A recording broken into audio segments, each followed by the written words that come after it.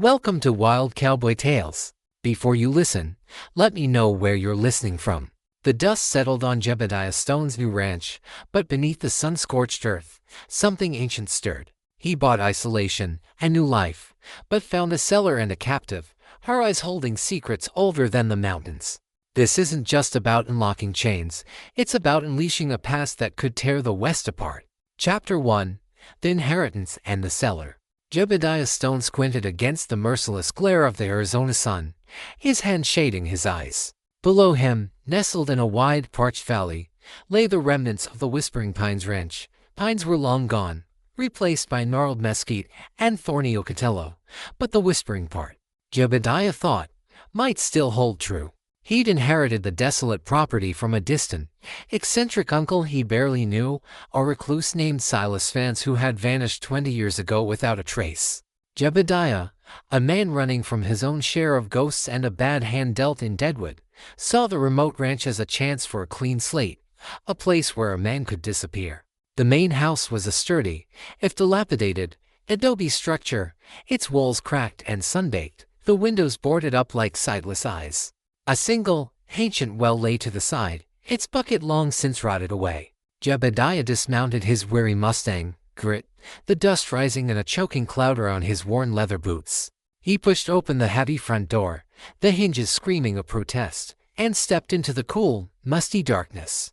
The air hung thick with the scent of dried herbs, dust, and something else, something metallic and faintly unsettling, like old blood. For weeks, Jebediah worked tirelessly, clearing out decades of grime, patching leaky roofs, and coaxing reluctant water from the well. He found strange artifacts, astronomical charts carved into wood, tarnished silver amulets, and books filled with indecipherable symbols. His uncle Silas had been more than just an eccentric, he was clearly obsessed with something beyond the mundane.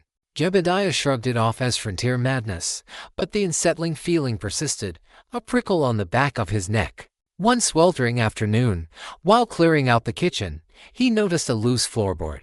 Curiosity, a dangerous companion in the West, nudged him. He pried it open with a crowbar, revealing a set of rough-hewn wooden stairs descending into blackness. A cellar. He hadn't noticed any cellar entrance from the outside, nor any sign of one in the main house. It was hidden. Deliberately, he grabbed a lantern, lit the wick, and cautiously descended.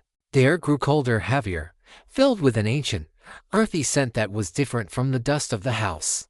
The stairs led to a small, circular chamber, its walls rough stone, not adobe. In the center, a single, rusted iron ring was set into the floor. He lifted the lantern higher, illuminating the damp, earthen walls, when his gaze fell upon something that made his blood run cold. In the deepest recess of the cellar, partially obscured by shadows, a figure sat slumped against the wall. It was a woman, her head bowed, her long, dark hair matted and tangled. Her wrists and ankles were bound by thick, corroded iron chains, bolted directly into the stone. Her clothes, what remained of them, were faded and tattered beyond recognition, ancient garments that seemed to belong to another time. Jebediah's heart hammered against his ribs. He gripped his pistol, his mind racing. Was she a captive, a victim of some monstrous outlaw? But the chains, the ancient attire, the hidden nature of the cellar, it all screamed something far more sinister, far more ancient. He slowly approached, his boots crunching on the damp earth. As the lantern light fell fully upon her, she stirred. Her head slowly lifted, her matted hair falling away to reveal a face of striking, ethereal beauty, marred by streaks of dirt and the pallor of years spent in darkness. Her eyes, when they met his, were a startling, vibrant sapphire blue, holding an ancient wisdom, a desperate plea, and a profound, chilling sorrow that seemed to reach back not just years, but centuries. Jebediah Stone had come to the Whispering Pines Ranch seeking peace, but he had found something buried for ages, a secret that now stared at him from the depths of a forgotten cellar, poised to shatter his new life and perhaps the world he knew. Chapter 2: The Unveiling. Jebediah stood transfixed, the lantern shaking in his hand. The woman in chains watched him, her sapphire eyes wide and blinking. There was no fear in them, only an intense, almost unsettling, curiosity. It was the gaze of someone who had seen too much, endured too long. He slowly holstered his pistol, a tremor running through his hand. Every instinct screamed danger, but something else, a deep-seated human compassion, compelled him forward. "Who are you?" he managed, his voice a raspy whisper in the chilling silence of the cellar. "What are you doing here?" Her lips, cracked and dry, slowly parted. A faint, almost imperceptible sound escaped, a sigh more than a word.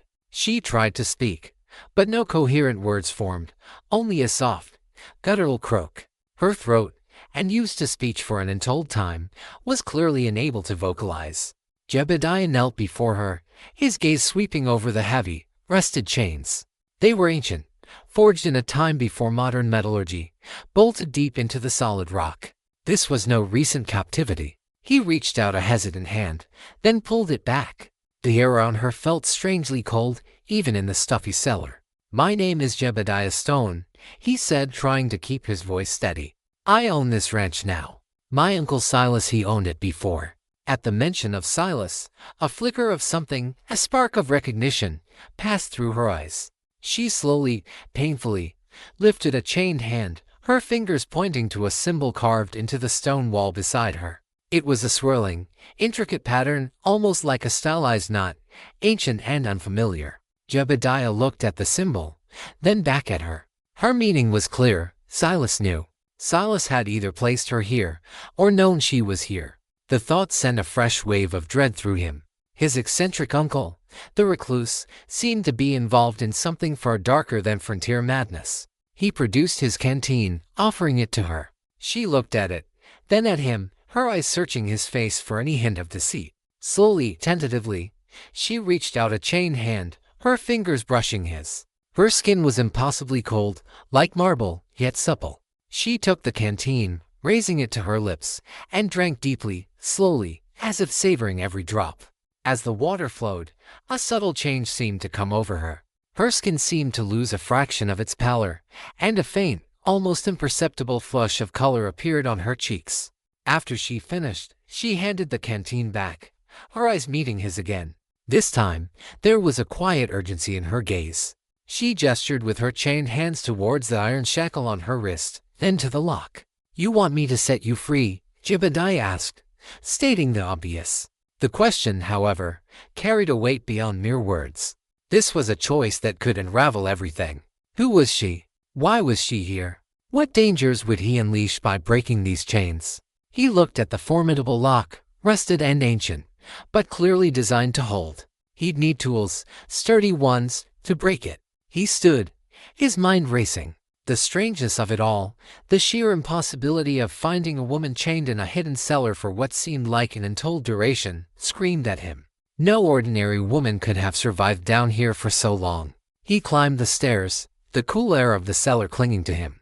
The sun, a brutal orb in the sky, seemed almost blinding after the darkness. He walked towards his tools, his thoughts a chaotic swirl. He had come here for peace, for solitude. Instead, he had found a mystery buried for centuries, a beautiful, silent woman whose sapphire eyes held a secret that threatened to engulf his quiet life in a storm of the unknown. He had found her chained in the cellar, and now he had to decide if he was her jailer or her liberator, knowing full well that either choice might be his undoing. Chapter 3: The Broken Chains. The decision gnawed at Jebediah throughout the night. He couldn't leave her there. The image of her eyes, those ancient, pleading sapphire depths, haunted him.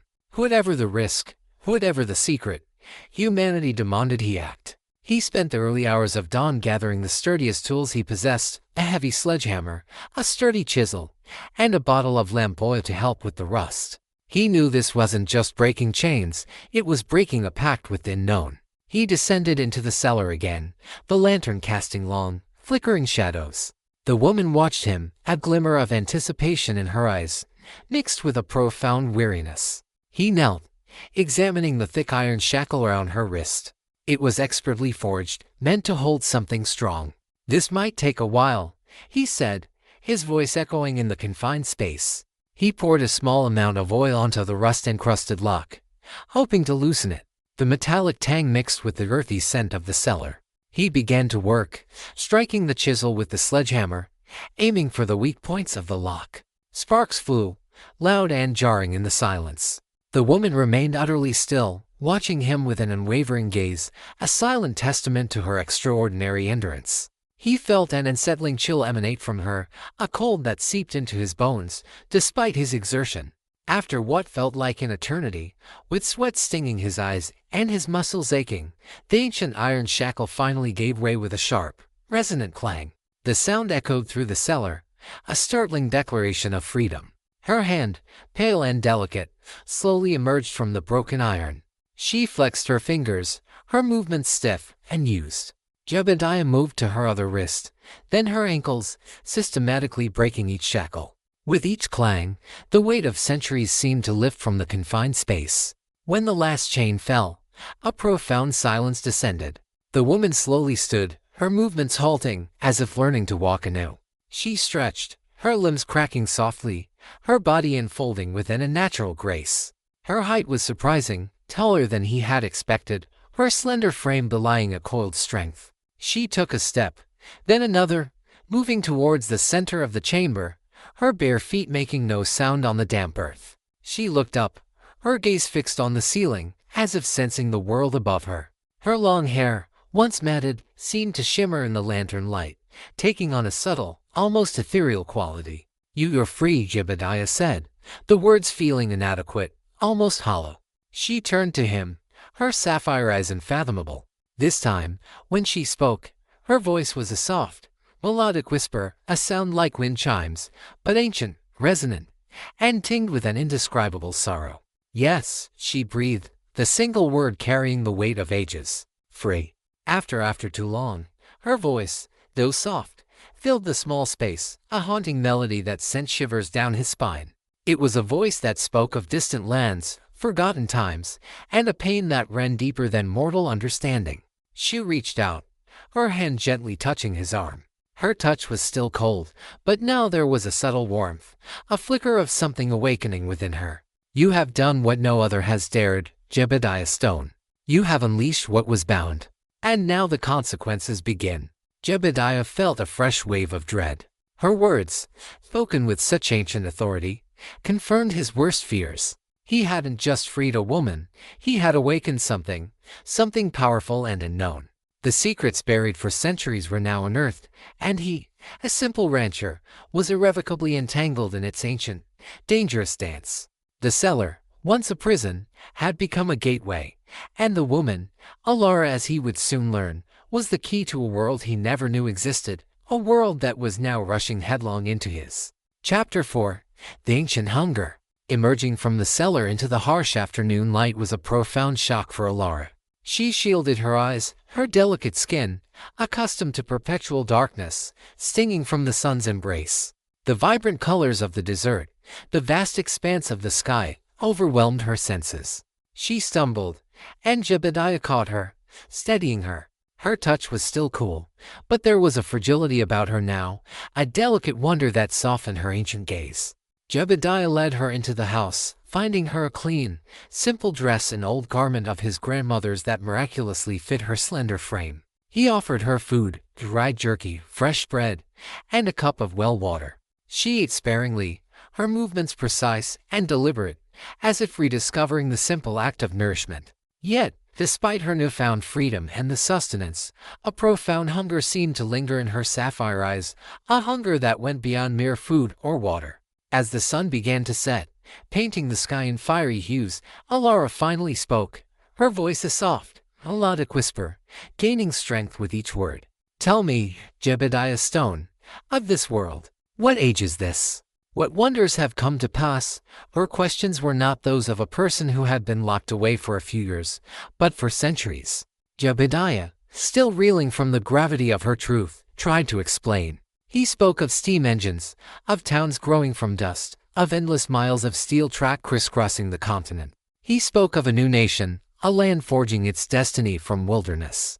Alara listened intently, her eyes wide with a mixture of awe and melancholy. She spoke of her own time, of a world filled with magic, of ancient bloodlines and powerful forces.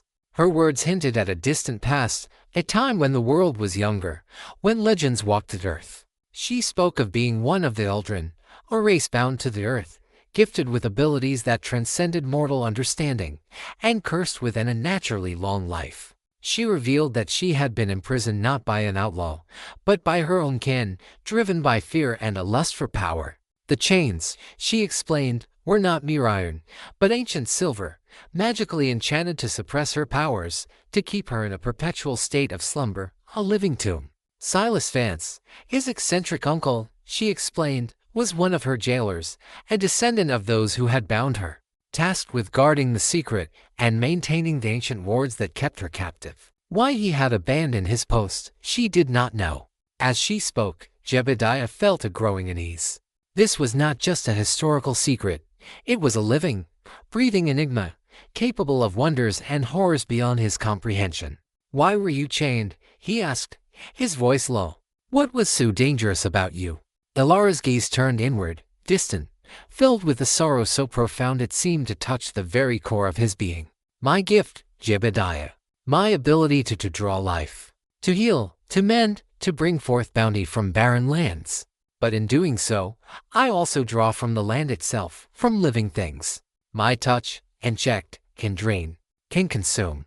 It is a hunger, an ancient hunger, that can bring life or death." Her eyes, though beautiful, held a flicker of that hunger, a primal force barely contained. Jebediah felt a chill that had nothing to do with the desert night. He had freed her, yes, but he had also unleashed something ancient, powerful, and potentially terrifying. The chains had not just been a prison, they had been a necessary restraint, a seal against a force that could reshape the world, or destroy it. He had found her chained in the cellar.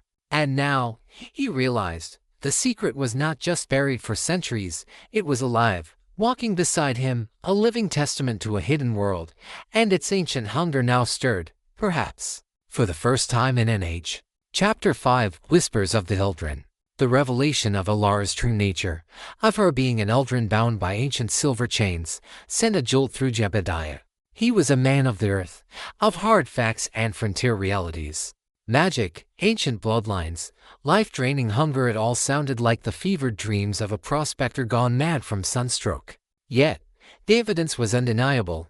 The hidden cellar, the ancient chains, Elara herself, speaking of centuries past with a melancholic wisdom. He spent the next few days in a daze, trying to reconcile the woman before him with the tales she spun. Elara, meanwhile, seemed to adapt to the ranch with unnerving speed. She explored the dry creek beds, touched the parched earth with a delicate reverence, and watched the desert wildlife with a profound, almost primal understanding. Her strength grew, her movements becoming less stiff, more fluid, imbued with an otherworldly grace.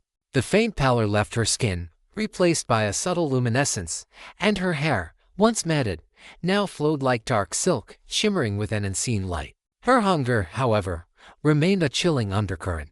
She never expressed it in words, but Jebediah sometimes caught her gazing at the thriving mesquite, or at a scurrying lizard, with an intensity that sent a shiver down his spine.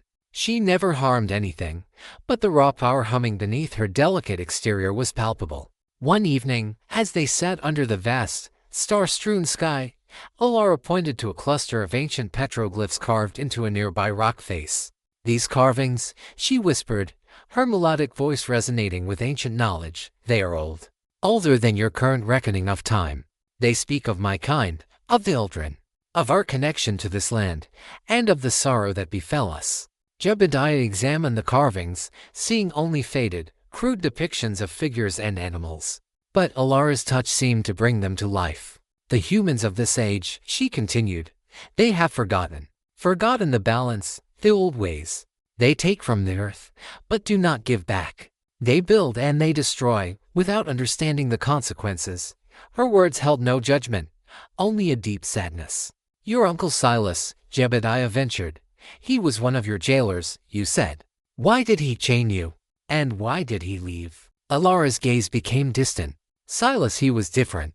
Even among those tasked with my binding, he possessed a flicker of doubt, a nascent understanding. He was bound by an oath, a bloodline curse, but he resented it. The last time he came to my cell, many years ago, his mind was troubled. He spoke of a growing darkness, a shadow threatening not just my kind, but his own. He spoke of the balance breaking." She paused, her eyes narrowing. He gave me a choice, in his own way. He broke a single link of my silver chain, enough for me to perceive the world outside, to gather strength, but not enough to truly free myself. He knew someone would eventually find me. He was preparing. Jebediah felt a new layer of complexity to the mystery. Silas wasn't just a jailer, he was a reluctant participant, perhaps even a conspirator in her eventual release. But what darkness? What shadow? Suddenly, Alara's head snapped up, her eyes wide, fixed on the distant horizon. "Danger," she whispered, her voice barely audible, yet filled with an undeniable urgency. "It comes from the north." A cold shadow, seeking what was lost. Seeking me. Jebediah quickly scanned the night, his hand instinctively going to his pistol. He saw nothing, heard nothing but the whisper of the wind. Yet, the certainty in Alara's voice, the raw fear in her ancient eyes, was chilling. He trusted his own instincts, but Alara seemed to tap into something far older, far more profound. He had freed her from the cellar, but now a new, ancient danger, roused by her awakening, was riding down upon them. The ranch, once a haven of solitude, was becoming a beacon, drawing forces both seen and unseen, and Jebediah knew, with a certainty that chilled him to the bone, that his quiet life was over. The whispers of the children, and the ancient hunger, had just become a tangible, terrifying threat. Chapter 6: The Shadow Riders. Alara's premonition proved chillingly accurate. The next morning, a subtle shift in the desert air, a feeling of cold dread rather than the usual warmth, confirmed her warning. Jebediah, despite his skepticism about ancient curses and magical powers, had learned to trust her senses implicitly. He doubled his vigilance, constantly scanning the horizon, cleaning his rifle, and ensuring Grit was ready for a quick escape. Just after noon, a dust cloud appeared on the northern horizon, too large, too fast, to be a small group of riders. "They come," Alara murmured, her voice tight, her sapphire eyes fixed on the approaching menace. Shadows of the past, seeking to rebind what was loosed. Jebediah pulled out his field glasses.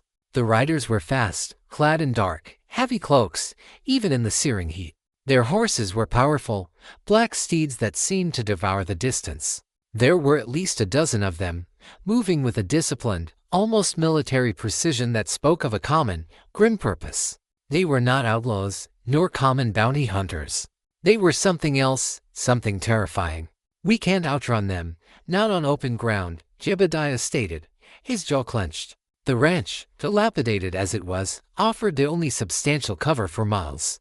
"We make our stand here." He led Alara to the main house, boarding up windows, barricading doors with furniture. He made sure she had his spare pistol, and showed her how to use it, though her composure suggested she was no stranger to conflict. As the riders drew closer, their silent approach adding to their menace, Alara's eyes took on a fierce, almost primal glow. "They are the wardens," she explained, her voice low.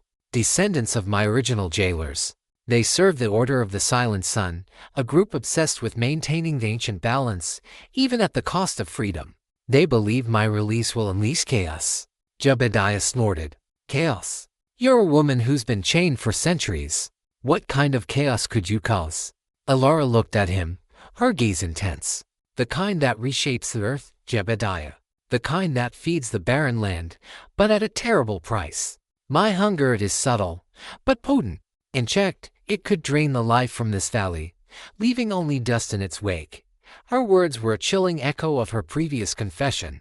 He had freed a force of nature, bound by ancient silver, and now her jailers had returned. The riders surrounded the ranch, their black cloaks stark against the golden dust. Their leader, a tall, gaunt man with eyes as cold as a winter night, dismounted. He wore no mask, his face stern, etched with unwavering conviction. He raised a hand, and the others held their fire. "Jebediah Stone," the leader's voice boomed, deep and resonant, carrying across the dusty yard. "We know you harbor the Eldrin, Alara. Deliver her to us, and you will be spared." "She ain't going anywhere with you," Jebediah yelled back, his rifle aimed from a cracked window. "And you'll have to come through me." The leader sighed, a sound of weary inevitability. "A fool's choice. You do not understand the ancient covenant, mortal. You interfere with powers beyond your comprehension. We offer you mercy. Take it." "Mercy," Jebediah scoffed. You keep a woman chained in a cellar for centuries. And you talk of mercy. It was a necessity, the leader retorted, his voice rising. Her power, uncontrolled, threatened to consume all. She was a danger to herself, and to the world. He turned his cold gaze to the boarded-up house. Alara, we know you hear us. Do not defy your sacred binding. Return to your slumber, or we will force you. Alara stepped to the window beside Jebediah, her hand resting on his arm, a silent gesture of defiance. Her sapphire eyes met the leader's, and a silent, ancient battle seemed to pass between them. The leader's face twisted in anger. So be it, he roared. Siege the ranch. Take her, dead or alive. But the ledger, the Book of Aldrin bloodlines, find it. Jebediah's heart pounded. A Book of Aldrin bloodlines. His uncle Silas's strange books, the astronomical charts, the indecipherable symbols. His uncle hadn't just been a jailer, he had been a collector, an archivist of this ancient knowledge. The secret, he realized, was far more intricate than just Alara's imprisonment. The ranch held more than just Alara. It held the key to understanding the Aldrin, and perhaps the balance they spoke of. The siege had begun, and Jebediah Stone, the weary rancher, found himself on the front lines of an ancient war, fighting not just for his life, but for the freedom of an ancient being, and the unveiling of a secret buried for centuries, now sought by forces far more ancient and dangerous than he could ever have imagined. Chapter 7: Siege of Whispering Pines. The siege of Whispering Pines Ranch was relentless. The wardens, silent and disciplined, advanced with a methodical precision that chilled Jebediah to the bone. Their rifle fire chipped away at the adobe walls, splintering wood, and sending dust motes dancing in the shafts of light. Jebediah returned fire, his aim steady, dropping a few of their numbers, but it was like trying to stem a tide with a colander. Alara fought alongside him, her movements surprisingly swift and graceful. She used Jebediah's spare pistol with a practiced ease, her shots precise, targeting weak points in the warden's formation. Her sapphire eyes, though filled with a fierce determination, held a flicker of profound sadness, as if she mourned the violence, even as she participated in it. They won't stop, Alara said, reloading her pistol with nimble fingers. They are bound by an oath as ancient as my chains. They will not falter until I am ray-bound, or until their purpose is fulfilled. And what is their purpose beyond locking you up? Jebediah grunted, wiping sweat from his brow. To find the Book of Aldrin, Alara replied, her voice low. The tome of our lineage, our history, and our true power. My father, your Uncle Silas, was the last of its guardians. It is somewhere within this ranch. If they find it, they believe they can control my power, manipulate my kind, or even erase us from this world. Jebediah's mind raced. The strange books, the symbols, the charts. His uncle's obsession wasn't madness, it was a desperate attempt to guard an ancient secret, perhaps even to understand it. So Silas wasn't just a jailer, Jebediah muttered, he was a protector. He was conflicted, Alara corrected, a faint, sad smile on her lips. He understood the power and the danger, but he also sensed the injustice of my binding. He wanted to understand, to find a better way. That is why he guarded the book, rather than destroy it as the order demanded. The wardens, realizing a direct assault was too costly, shifted tactics. They began to set fire to the outlying sheds and fences, creating a ring of flame around the main house. Smoke billowed, stinging Jebediah's eyes, and the heat intensified, threatening to turn their adobe sanctuary into an oven. They'll try to burn us out, Jebediah coughed, grabbing buckets of water from the well, attempting to douse the flames, a futile effort against the inferno. Alara's eyes, however, took on a strange, distant quality. She looked at the flames, at the dry, parched earth, and then at the few wilting mesquite trees struggling in the dusty yard. A profound sorrow settled on her face. The land, it suffers. It hungers for life. These flames, they consume what little remains. She walked to a window, ignoring the whizzing bullets, and stretched out a hand towards the burning sheds. Jebediah watched, mesmerized, as a faint, ethereal glow emanated from her palm. The air around her seemed to shimmer, and a strange, deep thrumming filled the room, a sound that vibrated not just in his ears, but in his very bones. The flames, as if sensing her presence, flickered, then seemed to shrink, drawing inward, their intensity lessening, almost as if the very life within the fire was being drawn away. It was a subtle, terrifying display of her ancient power, her ability to draw life, even from the destructive force of fire. The wardens outside paused, their leader, Thorin, his eyes wide with a mixture of fear and awe. "She's awakening," he roared. "She draws the fire. She drains the land. Stop her. Ray, bind her before she consumes us all." Alara swayed, her face pale, a thin trickle of blood appearing from her nose. The effort clearly took a toll. "It is too much," she whispered, collapsing back into Jebediah's arms. "The hunger, it can take too much. I cannot fight the fire and the wardens. You must find the book, Jebediah. It holds the key, the true nature of my binding, and my freedom."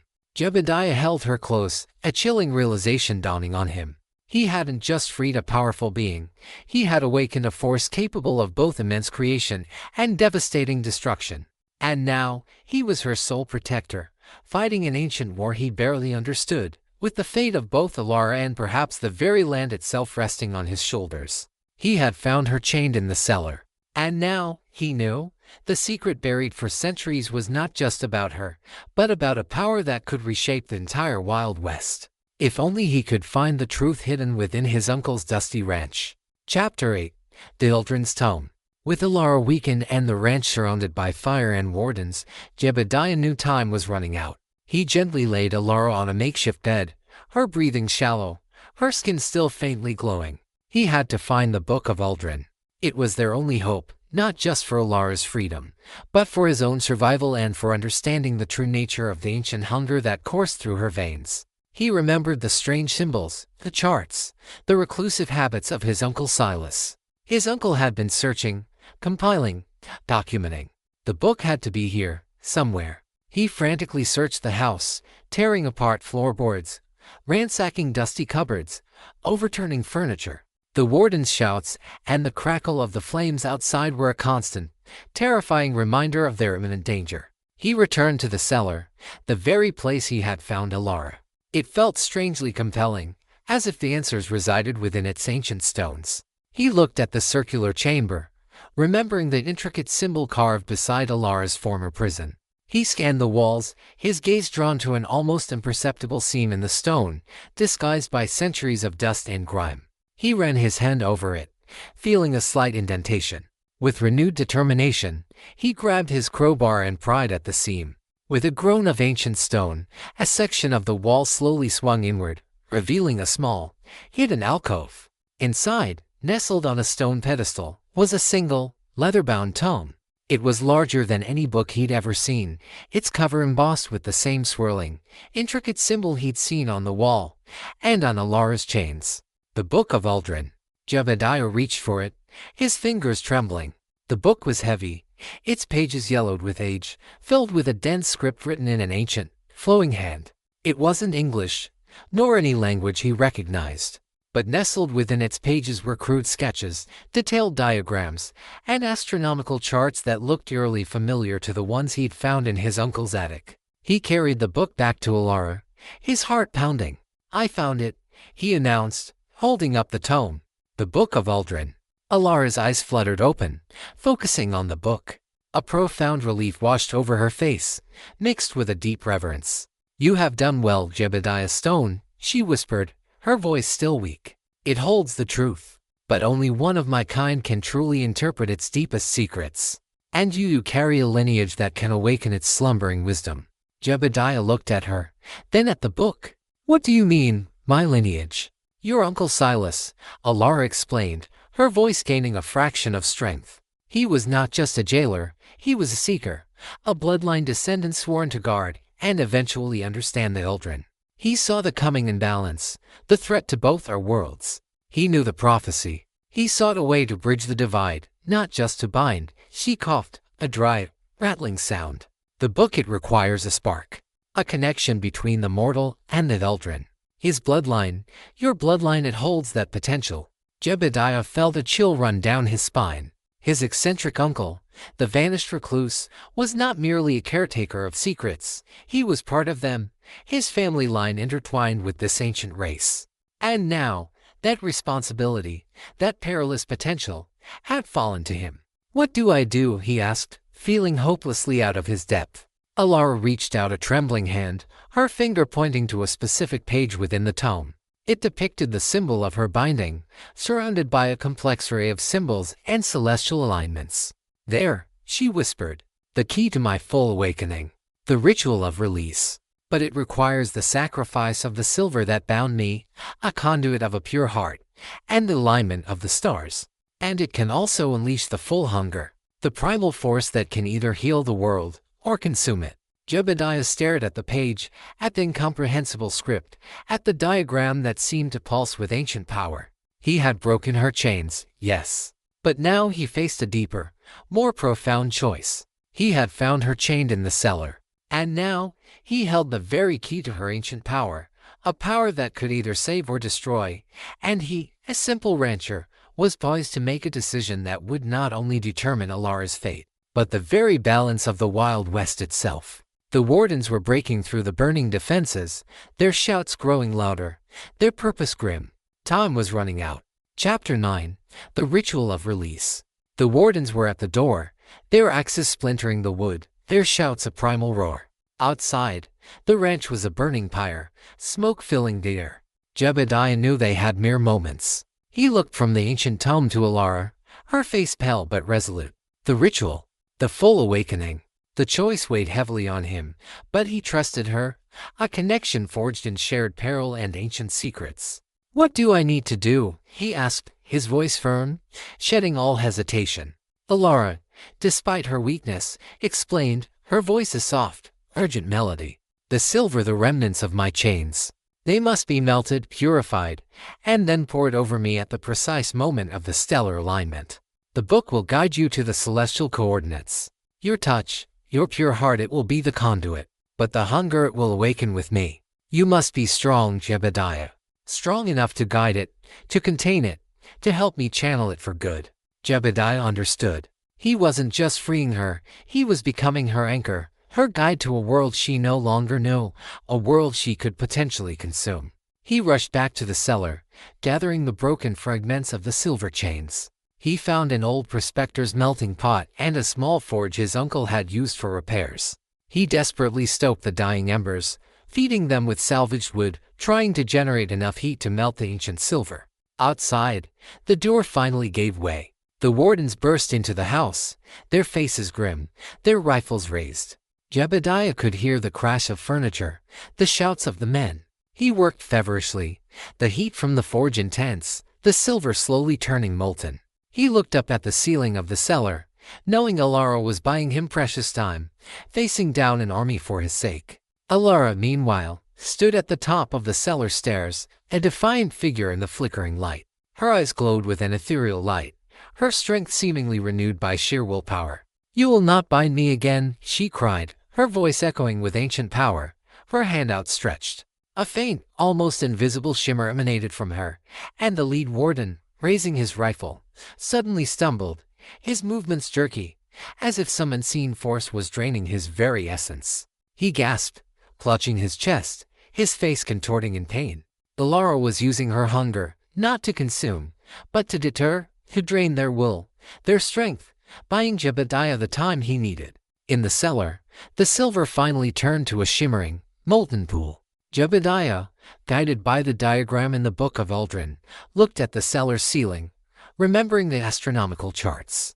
He ran back into the house, narrowly dodging a warden's attack, and looked at the charts. The alignment, it was imminent. He rushed back to Alara, holding the crucible of molten silver. She met his gaze, a profound trust shining in her eyes. "Now, Jebediah," she urged, pointing towards the exact spot in the cellar where the ancient symbol was carved. With the wardens closing in, Jebediah carried Alara, surprisingly light despite her height, down into the cellar. He placed her gently on the stone floor, directly over the ancient symbol.